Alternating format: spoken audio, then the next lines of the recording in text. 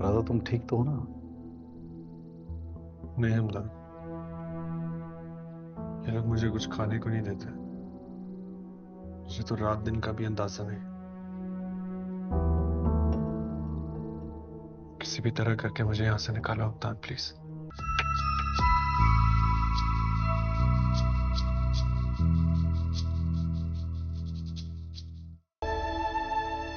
हमदान,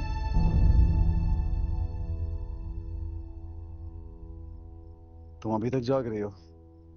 हाँ मैं नमाज पढ़ी थी। आपको अब सो जाना चाहिए। सोना चाहता हूं पर नींद नहीं आ रही। पता नहीं, सो जाऊंगा। नींद तो मुझे भी नहीं आ रही, बस शांजे के लिए दुआ कर रही हूँ कि वो ठीक हो जाए। तुम्हारी दुआ जरूर कबूल होगी। आपको यकीन है मेरी दुआओं पे?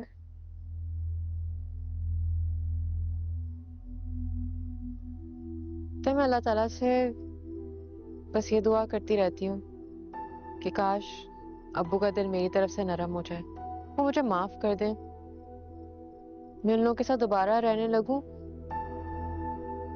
ताकि शांजे की हालत मेरी वजह से दोबारा कभी ना हो। है ना, तुम शानजे की जो हालत है उसका जिम्मेदार खुद को समझती? नहीं, मैं खुद को नहीं समझ रही, लेकिन अगर आप अपना फैसला वापस ले लेंगे तो उसके माँ बाप को स्ट्रेस या परेशानी तो नहीं होगी ना? तुम क्या क्या तुम वाकई चाहती हो मैं अपना फैसला वापस ले लूं, सब कुछ जानने के बावजूद भी? क्यों चाहती हो ऐसा, है ना? तुम्हें उस फैमिली की इतनी फिक्र क्यों हो रही है? मेरा क्यों नहीं सोच रही तुम? क्या वजह है? तुम बार बार मुझे क्यों कहती हो कि मैं अपना फैसला वापस ले लूं? तुम मुझे, है ना, सच सच बताओ, क्या तुम्हारे दिल में आज भी रजा के लिए सॉफ्ट कॉर्नर है? इंसानियत भी कोई चीज है हमदाना? आप इस तरह की बात क्यों कर रहे हैं? आपको ये सवाल पूछने की नौबत ही कैसे आई? इसलिए कि तुम्हारे लिए फीलिंग्स रखता हूं। बता चुका हूं तुम्हें सब कुछ, लेकिन तुम हो के बार बार इसरार करिए कि मैं अपना फैसला वापस ले लूं। तुम्हें उन लोगों की तो परवाह है जिन्होंने तुम्हारी कदर नहीं की, और मेरा कोई एहसास और ख्याल नहीं। कितनी बदकिस्मती है मेरी है। आप गलत समझ रहे हैं, ऐसी कोई बात। प्लीज, है ना, मैं समझ गया तुम क्या चाहती हो। अब आगे कुछ भी मत कहना।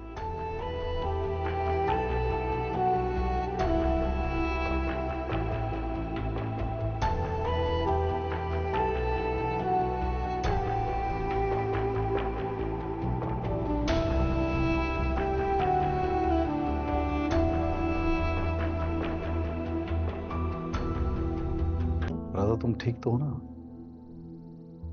नहीं हमदा, ये लोग मुझे कुछ खाने को नहीं देते। मुझे तो रात दिन का भी अंदाजा नहीं। किसी भी तरह करके मुझे यहां से निकालो हमदान, प्लीज। कोशिश कर रहा हूं कि तुम्हारी बेल हो जाए, लेकिन हो नहीं पा रही। अंकल के एसेट्स की भी जांच पड़ताल शुरू हो गई है। मीडिया में बहुत बदनामी हो रही है, खामखा की जगह साई। समझ में नहीं आ रहा ये सब हो क्या रहा है। अगर नताशा अपनी गलती मान ले तो सब ठीक हो सकता है। उसकी फैमिली ने तो कॉपरेशन से बिल्कुल मना कर दिया है। इनफैक्ट अंकल तो ये इल्जाम लगा रहे हैं कि तुम झूठ बोल रहे हो और उनकी फैमिली को डिफेम करना चाहते हो। पता नहीं किस जन्म का बदला ले रही है मुझसे वो। मैंने तो उसे सच्चे दिल से चाहा था हमदान।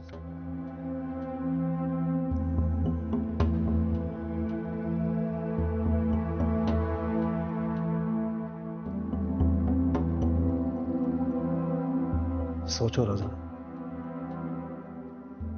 कहीं ऐसा तो नहीं कि तुमने किसी का दिल दुखाया हो और आज तुम्हें उसकी सजा भुगतनी पड़ रही हो? कौन तुम इसकी बात कर रहे हो? ये तो तुम बताओगे मुझे। अपने दिल से पूछो, जवाब खुद मिलेगा। खैर, मैं अभी निकलता हूं, फिर दोबारा मिलते हैं।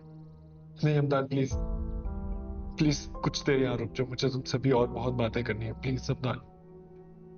दरअसल मुझे हॉस्पिटल जाना है, मैं दोबारा आ जाऊंगा।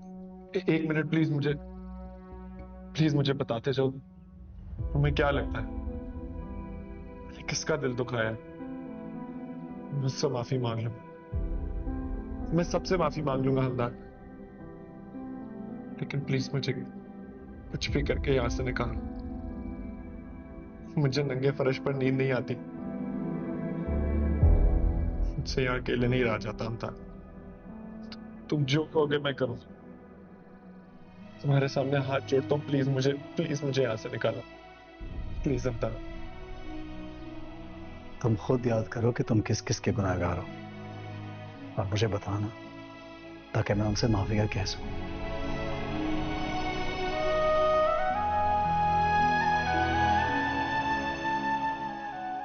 सबसे माफी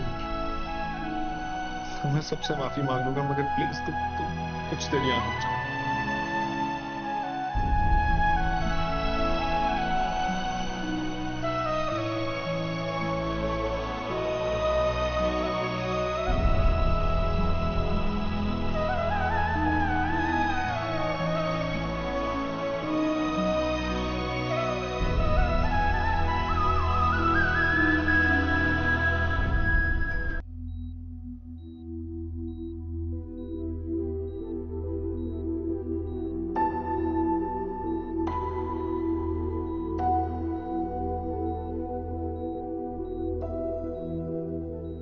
और क्या भूलना बाकी है अब? सब रिश्ते तो भुला दिए आपने इस लड़की की वजह से। अब आपको मुझे बताना पड़ेगा कि आपका इससे क्या रिश्ता है और ये किस हक से इस घर में रह रही है।